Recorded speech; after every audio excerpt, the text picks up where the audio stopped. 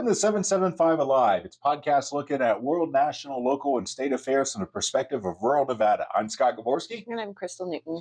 We figured we'd start with marking a milestone. We've made it through 10 episodes now. We have. Right. And do you remember what our first episode was on? Legislation? Precisely, Yes. the 2025 Nevada State Legislative session, which is now over. Yes. And it was a mess. It was. And if you remember, right, it's every 2 years that the Nevada Legislature comes together and they try to cram every possible bill into, 4 months? Yeah, 120 days. Yeah. 120 days and about, I think, a little over 1,200 bills this time around. This time it's kind of raucous. There was a few bills that came in at the last minute, huh? Yeah, there was a lot of last minute. And that's been one of the things that's gone on is sort of the playing. So we have, again, as we've been talking about, we've had a Democratic majority, almost super majority. We're one seat short in both the House and Assembly, but Republican governor.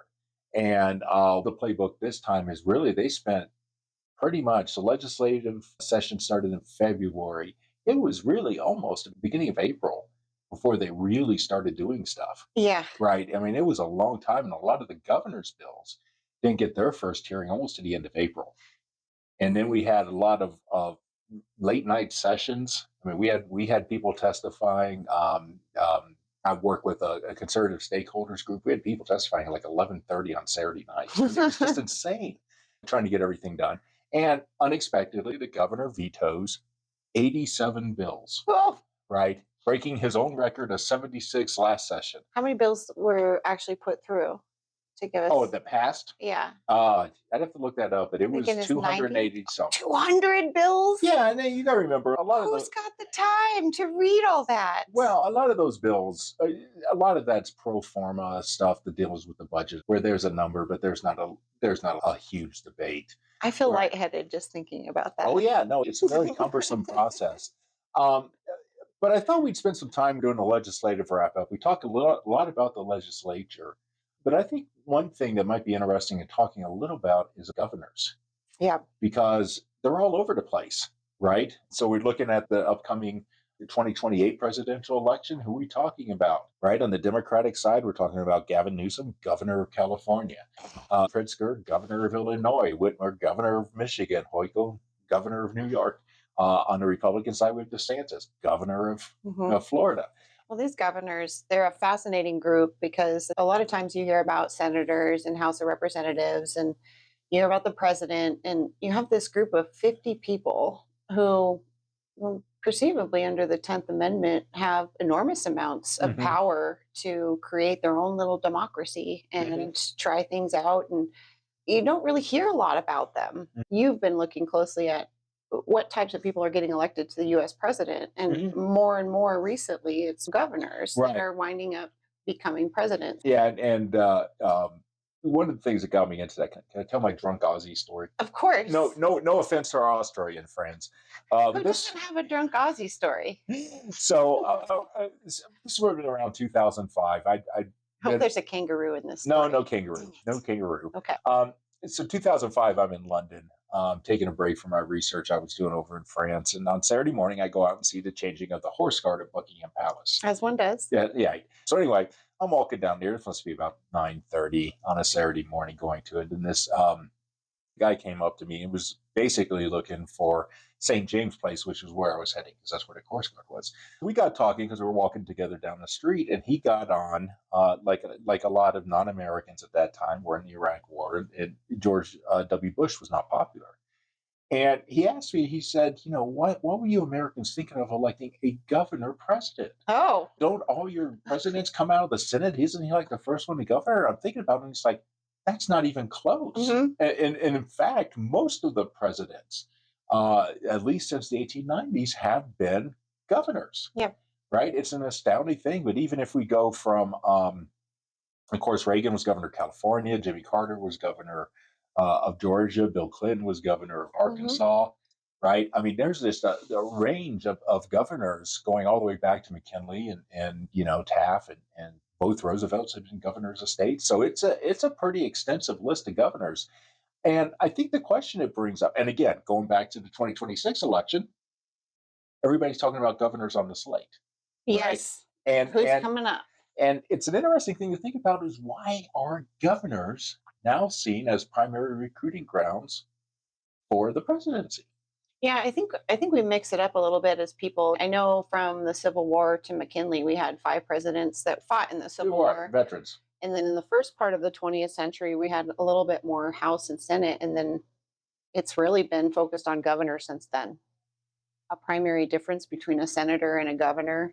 A governor is a true leader that has to span a Mhm. whole bunch of different agencies, and they really have to make unilateral decisions, whereas a senator has to work within a body. Right. And it's all about that collective body making a decision. And I think you get a better vision of what a leader will be from that singularity that comes from the governor, Right. right? Well, I think that's part of it. Now, I mean, historically, the real recruiting ground for presidents had been either the Senate or, particularly in the 19th century, Secretary of State, Yeah. because that was one of the few cabinet positions that provided foreign policy experience, which the Constitution grants the president, which is why Hillary Clinton wanted to be Secretary of State under Obama's administration, right? The shift away from that, I think, is interesting and is continuing because I think it says two things about American politics. One is the importance of domestic policy, right? And you're right that as an executive position, it's a different approach to domestic policy than you get out of legislative bodies. Um, I think the other thing that's interesting is, ironically, I think there's more opportunity for foreign um, learning about foreign affairs as governors now, either through Interesting. economics, or you're going to love this one, but I think I'm right on this. Look at Gavin Newsom's kerfluffle currently with Trump over immigration policy, right? I mean, immigration policy is the preeminent foreign policy thing, Yeah. and Gavin Newsom is claiming that California and him as the state governor have a primary role to set that policy. Yeah, that's a fantastic point. That there's a head-to-head battle centered around the 10th Amendment there. And I remember a few months back, there was a bit of a head to head between the governor of Maine and Trump. Oh yeah, Was that at a luncheon or a dinner? yeah, and that was about the Transgender. gender sports. You're right. Yeah. And she told Trump she'd see him in court. And Right. you're like, uh-oh. Well, and we've seen a whole range of that. I think that governors are starting to play a much bigger role on the national stage. Yeah, yeah, and especially in a situation like this where you have he potentially is going to be running as Gavin Newsom potentially running as a Democratic candidate. It is almost in his best interest for his career to pick a fight with Donald Trump, just to be able to demonstrate those leadership skills and really show where he's going to stand firm. Fortunately, his stances aren't in alignment with the rest of the country, but there is something to be said about him taking a stance. Now, I was interested in his response to Trump insofar as bringing in the National Guard and saying a president can't do that. This is the second round of protests. Right. We saw this in 2020. There's already been a precedent set that we know exactly how you're not going to respond to these things, and we're just going to go ahead and send in the National Guard. What is Gavin Newsom's argument on why Trump can't do this? Well, a lot of it has to do with it that ultimately the National Guard's is under the authority of the governor. And the argument he's advancing is that the president can't unilaterally call them in; only the governors can call them in, or the president can ask. And then there's some confusion about whether there were actually phone calls. Is that actually codified, or is that just a precedent that's been set? No, there are two sections apparently in U.S. Code Title 10 that talk about this, but they're sort of vague because they depend on the president's authority being brought up in cases of rebellion or insurrection. Yep. And so that gets back to definition, what's going on with these riots. Yeah. But again, we've seen presidents call in the National Guard to deal over the wishes of governors to deal with this type of stuff. I mean, again, the big example is 68, right? When they're called in over the objection of Alabama Governor George Wallace to support integration in Alabama. Now, the question is, who knows where this is going to go? But it is an interesting fight to choose. And it's interesting you bring up 2020. I want to get back to the 2020 connection because I think there's something else we skipped over with the focus on the riots. But it is an interesting condition that traditionally the National Guard or the militia had been under control of the governors and sort of provided this sort of almost a counterpoint to military force. It's not that case anymore. And I'm almost wondering if the governor has control over that body in lieu of the president being able to respond, just because, you know, prior to the internet and cell phones, it might have been a little harder for a president to respond to a state that's far away. But as so far as I can tell, National Guard would be federally funded, and and it's meant to protect the nation. So it would fall under federal power ultimately, don't you think? Yeah, well, yes and no. This gets into a very long issue. I don't want to bore people because I actually did my undergraduate honors thesis on this. Well, and we don't really have to take a deep dive, but No, in terms but of talking about governor's it's power, these it, kind of ambiguous situations are exactly where you want to flex your power, because right, there's really no legal answer. There's no right. clear victory. It's just you showed you how to fight, and you stuck it to the man. Right. In most cases, I mean, let's be honest. The modern National Guard, they are called out. Again, I think we talked a little bit about the '92 Rodney King riots in L.A. Mhm. That's where the National Guard's called out by George W. Bush, who, by the way, goes on TV and explains very cautiously to the nation why he did this, but it was at the Yeah. request of the California governor at that time. But I think I think there's a bigger issue going back to 2020, which is not just the riots. But something else that catapulted governors to the center of the political stage was responses to COVID. Yes. Because this is really what, for instance, puts Ron DeSantis on the national stage. He opens up the state. That's funny. I was going to point out Ron DeSantis as an antithesis example of Newsom, because and not only with COVID did you have opposite responses between California and Florida, let's just say, um, but you have Ron DeSantis, instead of protecting the protesters in California and letting them do whatever.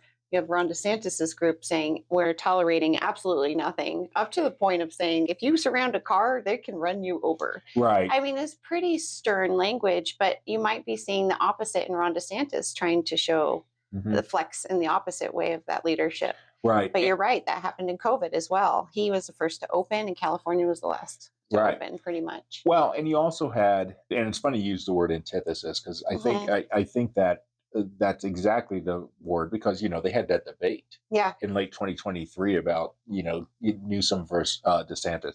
I will admit it was an absolutely horrid debate. Neither one of them did well, but it is an interesting look at these governing models, and I think ultimately that's one of the things that governors are increasingly emerging as is if again, and I love this canard because I think it's one that really explains a lot of what we're seeing. If we accept the idea that states really are the laboratories of democracy, in some ways, isn't this exactly what governors are supposed to be doing? Is experimenting with this stuff? Yes, with one caveat, that, and this really bothers me. Blue states have figured out with their higher tax rates and overrunning their budgets that they can get bailouts from the federal government. When you look at, let's compare DeSantis and Newsom again, California and Florida.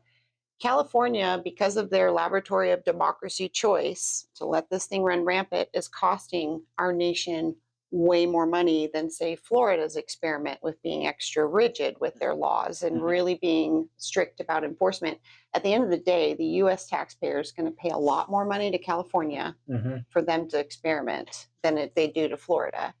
And there's just ultimately, that's very problematic. I think California keeps running these experiments that keep costing the taxpayer an inordinate amount of money. And I love the idea of these experiments, but there comes a point where it's taking advantage of the federal system and it's causing too much of a strain. If California's taking all the tax dollars, the rest of the states are stuck with a democratic experiment with very little money. And how effective can they be at their experiment? Well, and of course, Newsom would argue California pays more in taxes, right? And there's a lot of debate back and forth about that sort of argument.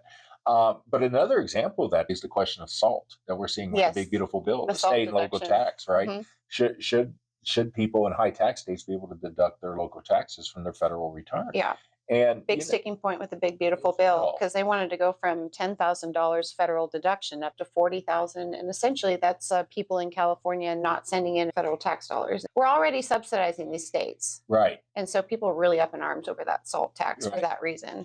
Let's go back to DeSantis, because one of the things you brought up about governors and picking fights, Newsom, to a lesser extent, the governor of Maine, maybe even Hochul in New York. They're picking fights with national stuff. DeSantis isn't. But who is he picking fights with? He's picking fights with Disney Yeah. and companies, Mhm. right? It's the non-governmental actors, Yeah. right? It's an interesting dimension to that. Um, Has a lot to do with who's in office, right? in terms of what? Well, the Democratic governors are picking fights directly with the president because he's the opposing party. But if you want to differentiate yourself and you're a governor of the same party, you can't exactly pick a fight with your president as a way forward. No, but You have to pick a fight with something else. DeSantis that was governor for all 4 years of Biden's administration. And I mean, except on immigration. Now DeSantis Yeah. did use a lot of laws. Wasn't he behind the flight to Martha's Vineyard? Yes. Right.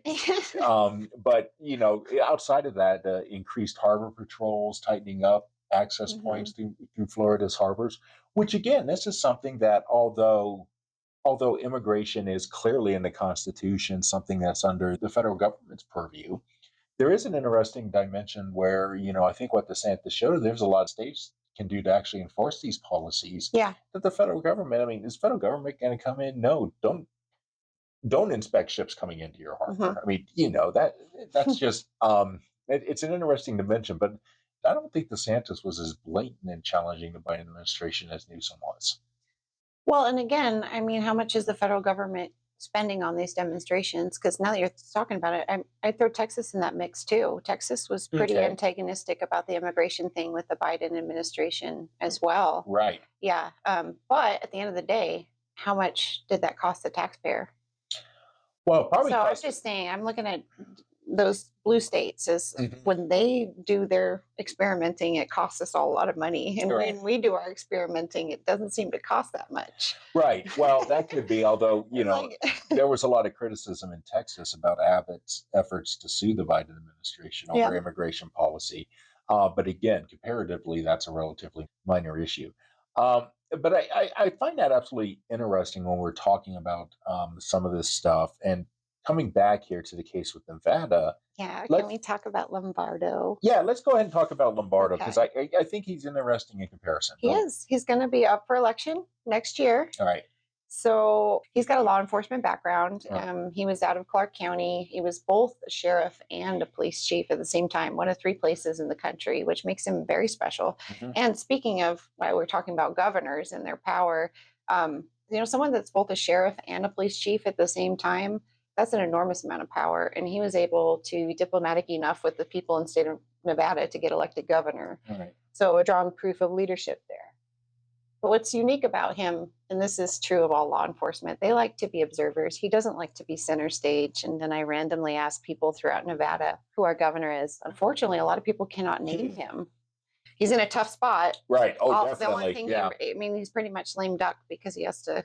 Vetoing is pretty much all he can do. Maybe I'm wrong. You're squinting at me. No. I don't think you're wrong. But he has pointed out, and there was the kerfluffle. Actually, when we were in Carson City at that dinner, somebody recorded Yeah. some of Governor Lombardo's comments. Made national news. Made national news. But one of the things he talked about, there was some other stuff he said. He told people on social media to go F themselves. Right. It wasn't that terrible, but it was a fantastic language Right. for a governor. And it was also, we should point out, it was also aimed by Republicans that were castigating him for not doing what his predecessor had done. Let's hold off on that because I think that's where the comparison is.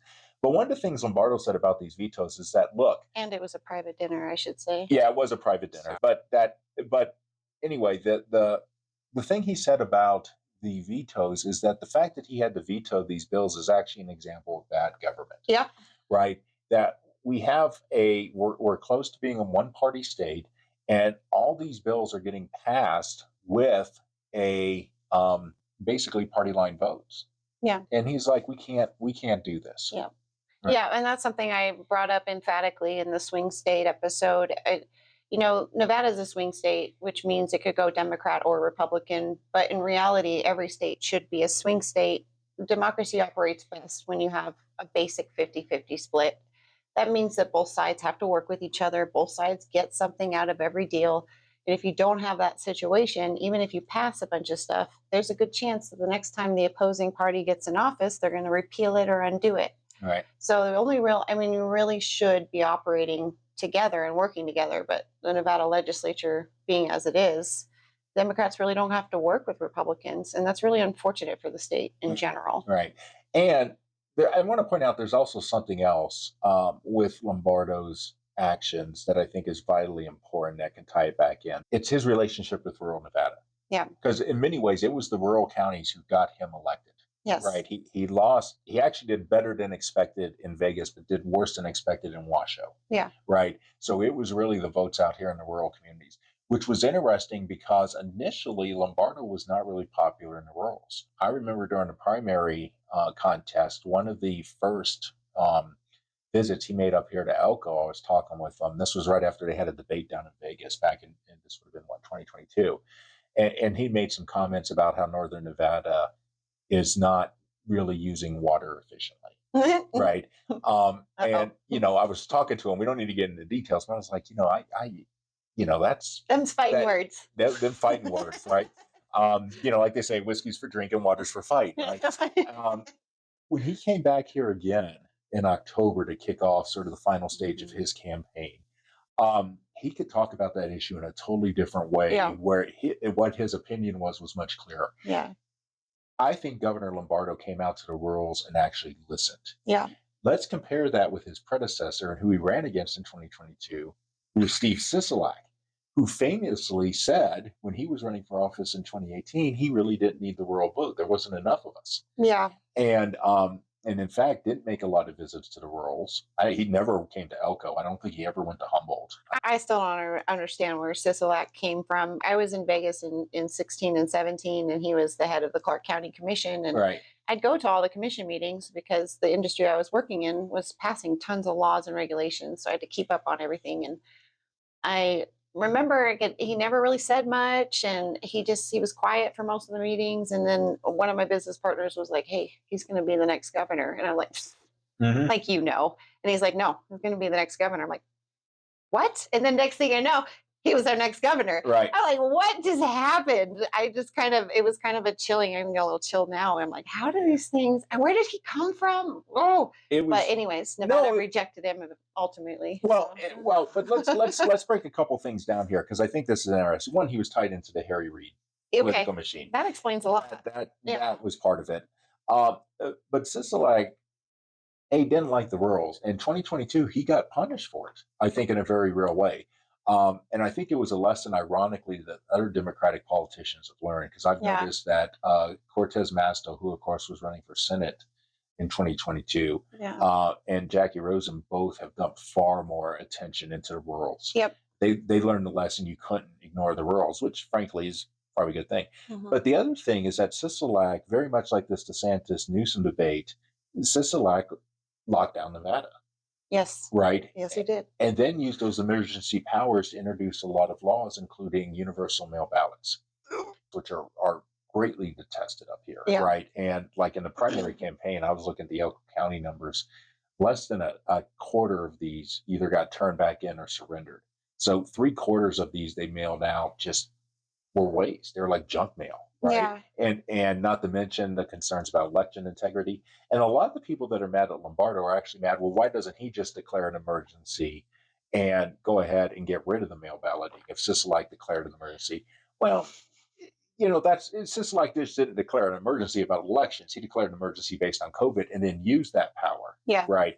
But again, different situation. But I think ultimately it represents a different view of government. Yeah. Right. That, it's one thing if the governor has to declare an emergency because of, in this case, a pandemic, but does that include modifying the election system? Yeah. Or should there be some constraint? And Lombardo's like, I can't just declare an emergency to change an election law. That has to be done through the legislature. Yeah. Right. So, and that's sort of where we are right now. Yeah. And again, I think here on the local level, what we're seeing is exactly the same sort of national debates playing out here in these debates over governors. Yeah.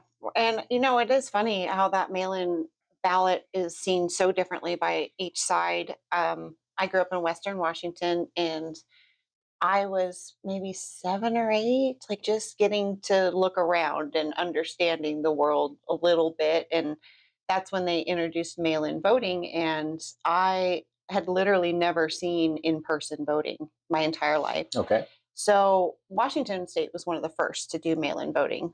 And so what I remember from that time is everyone was super excited. This is so great. You don't have to go stand in line to go vote. You can just do it at your own convenience. This is the greatest thing that ever happened, most democratic thing that'll ever happen. And knowing nothing different as a child, you're just like, yay, this is great. It wasn't until the last 8 years of coming to Nevada and really northern Nevada and learning from the local Republican parties, I participated in the caucus and I participated in get out the vote efforts. And what I found kind of shocked me was it's really important to physically get out and take ownership of your citizenship, of your government, to really have to take time out to get in line and wait. And the whole thing gives you an appreciation for this country and what we've been able to build. Mhm. And I just didn't realize the mail-in voting took all that away. Right. And the more disconnected you get from your vote, I mean, the less ownership people have in their country, the less things function. So I gained this really great appreciation for in-person voting. Well, I'm glad you did. Although I will Yeah. point out that one of the odd things is we've had a lot of rural Nevada precincts back in the '90s, over 30 years ago, actually got rid of precinct voting and been mail voting only. Yeah. But one of the things that's happened in Elko is since the 2020 election, those same precincts have been among the ones that are less likely. We've actually had a drop off in people using mail ballots. They're coming to centralized locations to Yeah. vote in person, which is a fascinating other dynamic. We probably do a whole show Yeah. on that. Oh, it's super heartening though, because I mean, like our party over in Humboldt, we had people teaming up to try to give people rides Oh, yeah. because they wanted a ride to go in person vote. That was so inspiring. But Right. anyways, we're talking about Yeah, we're governors. talking about governors. So I mean, are we going to get rid of this mail-in voting or what? Well, it's going to take a while because it's going to have to change the legislature. Yeah, that's what I thought. It would have to go through the And legislature. this is where I think Governor Lombardo is absolutely right. Is that the fundamental problem we have is that we need a much more diverse, a much more representative legislature than we have. Yeah. Right. We shouldn't have a supermajority in a state that Republicans win by about 4 percentage points. Yeah. If anything, we should have 4-4, or not 4-4, but equal, right? 50-50. But we don't have that now. And I think in some ways, as controversial it is, what Lombardo's trying to do with the vetoes is just say, look, this is non-tenable. Yeah. We just can't pass these laws on party line votes. And we're not talking minor stuff. I mean, we're talking big deals. Well, I mean, one of the bills was to basically try to short circuit an effort to put voter ID into the Nevada Constitution, Yep. right? And he was like, "No, we can't. No, I mean we're in the middle of a balloting process to add it to a proposition before the public, and you have a Democratic legislature is trying to short circuit that process, right? And just say, well, we'll put it in laws, but knowing, quite likely since it's not in the Constitution, it can just be changed at the next legislature." Yeah. And so it's a very interesting thing. The power governors have now. Yeah, and I feel really good about the elections next year, the midterms, and getting Lombardo for a second term. Like you said, when he first ran, he made the mistake of not giving the rurals as much credit as they deserved, but he showed that he was able to adjust and move on. I think that shows a lot. I mean, a lot of my good friends are law enforcement, and to watch those people adopt the political skill set, like Lombardo's a fast learner. Mhm. And I feel really hopeful. And this probably has nothing to do with Lombardo, but if that big beautiful bill passes and the no taxes on tips passes, I think we're going to win Clark County. I Yeah. think we might get some more seats in the Nevada legislature and really start to pull this state back from the abyss. Right. Sorry for the hyperbolic language. No, I think it works. I think everyone in northern Nevada would agree. That's the No, I abyss. think- We are one seat away. I Like, think they would. And it's interesting. It's another example of where the 775 really is deeply embedded and involved in these sort of national debates, even though sometimes we don't see it. Right? Yeah. So again, if you have any questions, comments, want to compliment Crystal, she says I have to handle all the complaints. All the complaints go Right. that way. Send us an email at info@775alive.com. Until then, I'm Scott Gavorski, And I'm Crystal Newton. and we'll see you around the 775.